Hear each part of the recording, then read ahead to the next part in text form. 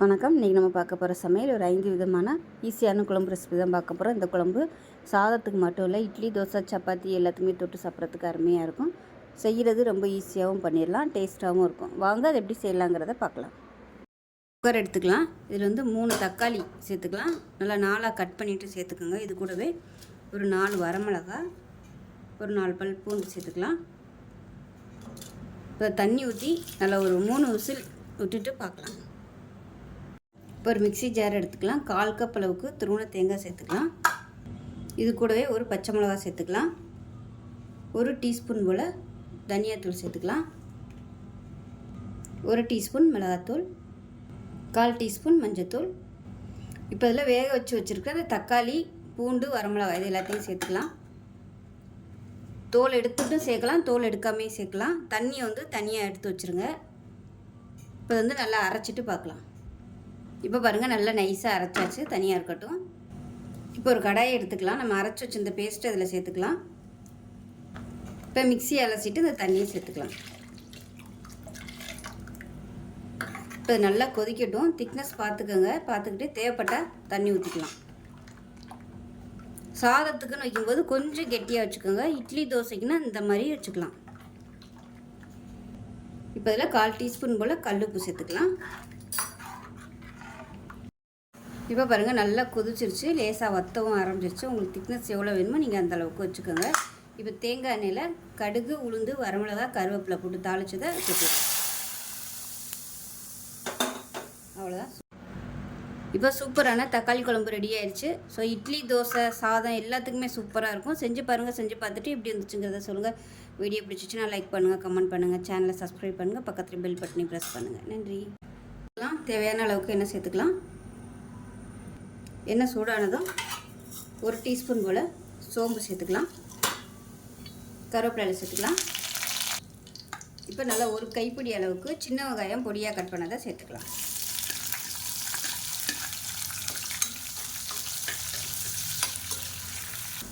இப்போ பெரிய வெங்காயம் நீளமாக நறுக்குனதை சேர்த்துக்கலாம். ரெண்டுமே சேர்க்கும்போது நல்ல ஒரு ஃப்ளேவர் கொடுக்கும். இப்போ இதில் காய்கறிகளை சேர்த்துக்கலாம். கத்திரிக்காய், முருங்கைக்காய், உருளைக்கிழங்கு, ஒரு கேரட் சேர்த்துருக்கேன். உங்களுக்கு எந்த காய் பிடிக்குமோ நீங்கள் அது எல்லாமே சேர்த்துக்கலாம்.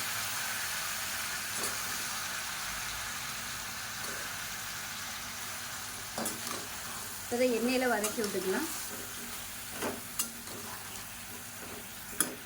இப்போ இதில் உப்பு சேர்த்துக்கலாம். இப்போ இதில் பொடியாக கட் பண்ண தக்காளி சேர்த்துக்கலாம். ஒரு 2 தக்காளி சேர்த்துக்கலாம். மீடியம் சைஸாக 2 எடுத்துக்கோங்க. பெருசாக இருந்தால் 1 போதும். இப்போ இதையும் சேர்த்து வதக்கிட்டுக்கலாம். இப்போ இதை மூடி வச்சிடலாம், கொஞ்சம் வேகட்டும். இப்போ காய்கறி ஓரளவுக்கு வதங்கிருச்சு. 1/4 டீஸ்பூன் மஞ்சள்தூள் சேர்த்துக்கலாம். அதில் ஒரு 2 டீஸ்பூன் அளவுக்கு குழம்பு மிளகாத்தூள் சேர்த்துக்கலாம். இப்போ இதையும் சேர்த்து வதக்கிக்கலாம். பொடி சேர்த்து நல்லா வதக்கியாச்சு. இப்போ தேவையான அளவுக்கு தண்ணி சேர்த்துக்கலாம். தண்ணி நல்லா சூடு பண்ணிவிட்டு சேர்த்துக்கோங்க. அப்போ தான் காய்கறிகள் சீக்கிரமாக வேகும். அதை கலந்து விட்டுட்டு மூடி வச்சிடலாம். காய்கறிகள் வேகட்டும். இப்போ குழம்பு கொதிச்சுட்டு இருக்கு. இதில் நல்லா ஒரு 3லேருந்து 4 ஸ்பூன் அளவுக்கு துருவன தேங்காய், 1 டேபிள் ஸ்பூன் சோம்பு, 1/2 டேபிள் ஸ்பூன் சீரகம், இது எல்லாத்தையுமே நல்லா அரைச்சிக்கலாம். குறைன்னு அரைச்சிக்கலாம். இப்போ எப்படி இருக்குன்னு பார்க்கலாம். இப்போ காய்கறிகள் நல்லா வெந்துருச்சான்னு பார்த்துக்கோங்க. வெந்ததுக்கப்புறமா அரைச்சி வச்சுருக்க அந்த தேங்காய் பேஸ்ட்டை சேர்த்துக்கலாம். இப்போ மிக்ஸி அலசிட்டு தண்ணியை சேர்த்துக்கலாம். இந்த குழம்பு ரொம்பவும் கெட்டியாக இருக்கக்கூடாது, ரொம்பவும் தண்ணியாக இருக்கக்கூடாது. இப்போ மீடியமான ஃப்ளேமில் கொதிக்கட்டும். இப்போ குழம்பு சூப்பராக ரெடி ஆயிடுச்சு. இப்போ கடைசியாக இறக்க போகையில் பொடியாக கட் பண்ண கொத்தமல்லியில் சேர்த்துட்டு அமர்த்திடலாம். ஒரு அருமையான முருங்கைக்காய், கத்திரிக்காய் போட்டால் பொரிச்ச குழம்பு ரெடி ஆயிடுச்சு. டேஸ்ட்டு சூப்பராக இருக்கும். நீங்கள் சாதம், இட்லி, தோசை எல்லாத்துக்குமே தொட்டுக்கலாம். அருமையாக இருக்கும். செஞ்சு பாருங்கள். செஞ்சு பார்த்துட்டு எப்படி இருந்துச்சுங்கிறத சொல்லுங்கள். வீடியோ பிடிச்சிச்சுன்னா லைக் பண்ணுங்கள், கமெண்ட் பண்ணுங்கள், சேனலை சப்ஸ்கிரைப் பண்ணுங்கள், பக்கத்தில் பெல் பட்டனை ப்ரெஸ் பண்ணுங்கள். நன்றி. இப்போ ஒரு கடாய் எடுத்துக்கலாம். 2 டீஸ்பூன் அளவுக்கு எண்ணெய் விட்டுக்கலாம். எண்ணெய் சூடாகட்டும். 1/2 டேபிள் ஸ்பூன் வர கொத்தமல்லி, 1/2 டேபிள் ஸ்பூன் சோம்பு, 1/2 டேபிள் ஸ்பூன் மிளகு, 1 டேபிள் ஸ்பூன் வெள்ளை எள்ளு, சும்மா ஒரு உடைச்ச முந்திரி பருப்பு வந்து ஒரு 10 எடுத்திருக்கேன், ஒரு பட்டை, 2 கிராம்பு, 2 ஏலக்காய். இது எல்லாத்தையுமே இப்போ நம்ம நல்லா வறுத்துக்க போகிறோம். இப்போ நல்லா வறுபட்டுருச்சு. ஒரு 3 டேபிள் ஸ்பூன் அளவுக்கு துருவின தேங்காய் சேர்த்துக்கலாம். எள்ளு வந்து வெடிக்கும், அதனால் கொஞ்சம் தட்டு வச்சு மூடி வச்சுக்கோங்க, இல்லைன்னா எல்லா இடமுமே தெறிக்க ஆரம்பிச்சிடும். இப்போ இந்த தேங்காயை நல்லா வறுத்துக்கலாம். குறைவான தீயிலே வச்சு நல்லா வறுத்துக்கலாம். இப்போ இது எல்லாத்தையும் நல்லா வறுத்தாச்சு. இது ஆறுனதுக்கப்புறமா ஒரு மிக்ஸி ஜாரில் போட்டு நல்லா நைஸாக அரைச்சி எடுத்துகிட்டு பார்க்கலாம். இப்போ ஒரு குக்கர் எடுத்துக்கலாம். தேவையான அளவுக்கு எண்ணெய் சேர்த்துக்கலாம். இப்போ எண்ணெய் நல்லா சூடாயிருச்சு. மீடியம் சைஸாக 2 உருளைக்கிழங்கு கட் பண்ணி தண்ணியில் போட்டு நல்லா அலசிட்டு வடிகட்டி எடுத்து வச்சுருக்கேன். இப்போ இந்த உருளைக்கிழங்கை எண்ணெயில் போட்டு நல்லா வறுத்து எடுத்துக்கலாம். உருளைக்கிழங்கு நல்லா வறுபட்டுருச்சு, எடுத்துடலாம். இப்போ அதே எண்ணெயில் சோம்பு 1 டீஸ்பூன் போல் சேர்த்துக்கலாம். கொஞ்சமாக கருவேப்பிலை சேர்த்துக்கலாம். நீளமாக நறுக்குன பெரிய வெங்காயம். இப்போ அதில் ஒரு 4 பச்சை மிளகாயை சேர்த்துக்கலாம்.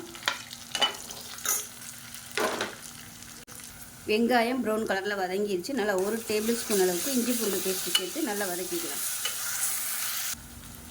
இப்போ மீடியம் சைஸாக 2 தக்காளி சேர்த்துக்கலாம்.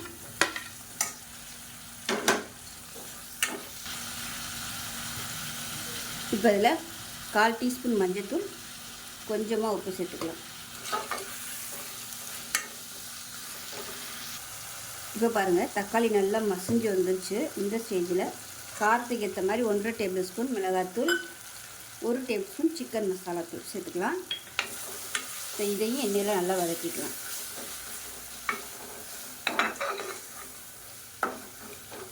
மஞ்சள்தூள் ஏற்கனவே போட்டிருக்கேன்,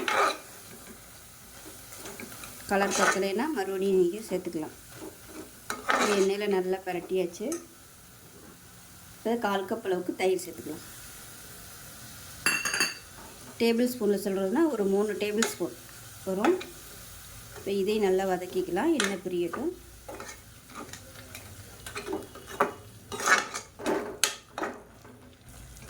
இப்போ பாருங்கள், எண்ணெய் பிரிய ஆரம்பிச்சிருச்சு. இந்த ஸ்டேஜில் நம்ம அரைச்சி வச்சுருக்க அந்த மசாலா பேஸ்ட்டையும் சேர்த்துக்கலாம்.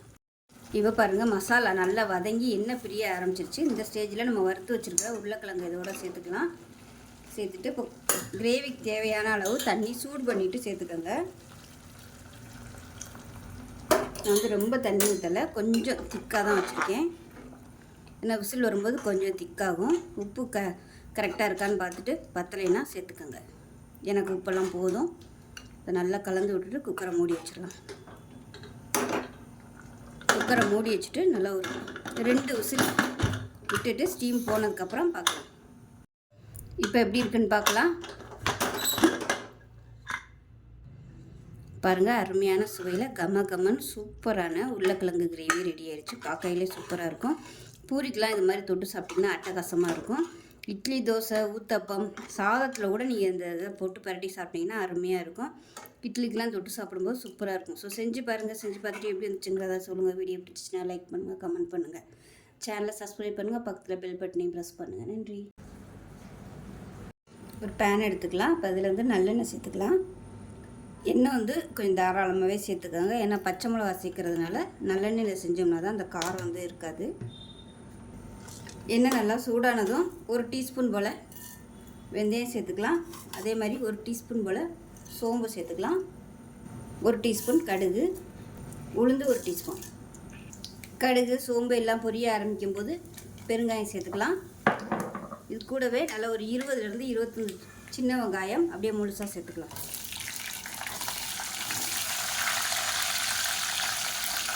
இது கூடவே நல்லா ஒரு 15 பச்சை மிளகாய் பொடியாக கட் பண்ணி வச்சுருக்கேன், இதை சேர்த்துக்கலாம். இப்போ இந்த வெங்காயமும் பச்சை மிளகாயும் எண்ணெயில் நல்லா வதக்கிக்கலாம். வெங்காயம் நல்லா வதங்கிடுச்சு. இப்போ தேவையான அளவுக்கு உப்பு சேர்த்துக்கலாம். பச்சை மிளகா இந்த மாதிரி நல்லா வெள்ளையாக வரணும். அப்போ தான் உங்களுக்கு டேஸ்ட்டும் நல்லாயிருக்கும், காரமும் அந்தளவுக்கு அதிகமாக இருக்காது. இப்போ இதில் புளி தண்ணி சேர்த்துக்கலாம் கொஞ்சமாக.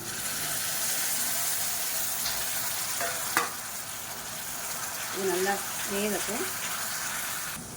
மஞ்சத்தூள் கொஞ்சமாக சேர்த்துக்கலாம். இப்போ இதில் அரிசி களைஞ்ச தண்ணியை சேர்த்துக்கலாம். நல்லா கெட்டியான தண்ணியாக சேர்த்துக்கோங்க, அப்போ தான் நல்லா ஃப்ளேவராக இருக்கும். இப்போ இது நல்லா வற்றி வரட்டும். உப்பு வந்து அரை உப்பாகவே போட்டுக்கோங்க.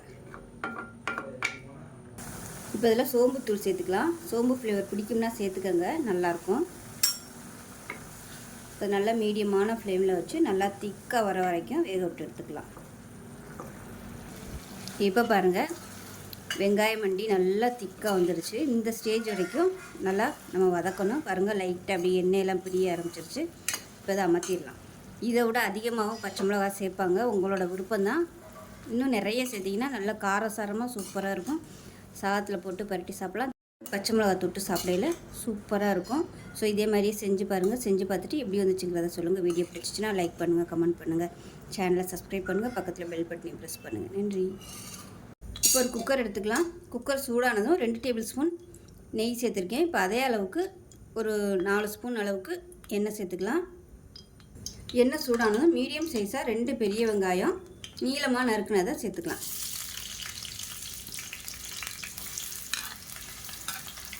இப்போ இந்த வெங்காயம் நல்லா ப்ரௌன் கலரில் வதங்கணும். இப்போ பாருங்கள், வெங்காயம் இந்த அளவுக்கு நல்லா ப்ரௌன் கலரில் வதங்கணும். அப்போ தான் உங்களுக்கு நல்ல ஒரு ஃப்ளேவர் கிடைக்கும். இந்த ஸ்டேஜில் எண்ணெயில் ஒரு பிடி அளவுக்கு, அதாவது ஒரு கைப்பிடி அளவுக்கு புதினா இலை, அதே மாதிரி கொஞ்சமாக கொத்தமல்லி இலை சேர்த்துக்கலாம். இப்போ இதில் ஒரு 3 பச்சை மிளகாய் சேர்த்துக்கலாம். சேர்த்துட்டு அது கூடவே நல்லா 1 டேபிள் ஸ்பூன் அளவுக்கு இஞ்சி பூண்டு பேஸ்ட் சேர்த்துக்கலாம். இதையும் பச்சை வாசனை போக நல்லா வதக்கி விட்டுக்கலாம். இஞ்சி பூண்டு பேஸ்ட்டு நல்லா வதங்கிடுச்சு. இந்த ஸ்டேஜில் பொடியெல்லாம் சேர்த்துக்கலாம். அடுப்பு நல்லா குறைச்சி வச்சுக்கோங்க. நல்லா காரத்துக்கு ஏற்ற மாதிரி 1.5 டேபிள் ஸ்பூன் மிளகாத்தூள் சேர்த்துக்கலாம். அது கூடவே ஒரு அரை டேபிள் ஸ்பூன் சோம்புத்தூள் சேர்த்துக்கலாம். அரை டேபிள் ஸ்பூன் சீரகத்தூள் சேர்த்துக்கலாம். 1/4 டேபிள் ஸ்பூன் மஞ்சத்தூள், அரை டேபிள் ஸ்பூன் அளவுக்கு சிக்கன் மசாலா சேர்த்துக்கலாம். இது எல்லாத்தையுமே நல்லா வதக்கிக்கலாம். இப்போ பாருங்கள், எல்லாமே நல்லா வதக்கியாச்சு. இந்த ஸ்டேஜில் நல்லா ஒரு 3 டேபிள் ஸ்பூன் அளவுக்கு தயிர் சேர்த்துக்கலாம். மீடியமான ஃப்ளேமில் வதக்கிக்கலாம். இப்போ இந்த ஸ்டேஜில் நல்லா ஒரு 1/2 கிலோ அளவுக்கு சிக்கன் சேர்த்துக்கலாம். எலும்பு இல்லாத சிக்கன் சேர்த்துக்கலாம். இப்போ இது எல்லாத்தையும் நல்லா வதக்கி விட்டுக்கலாம். இப்போ இந்த சிக்கனுக்கு தேவையான உப்பு சேர்த்துக்கலாம். உப்பு சேர்த்துட்டு மீடியமான ஃப்ளேமில் நல்லா பரட்டி விட்டுக்கலாம்.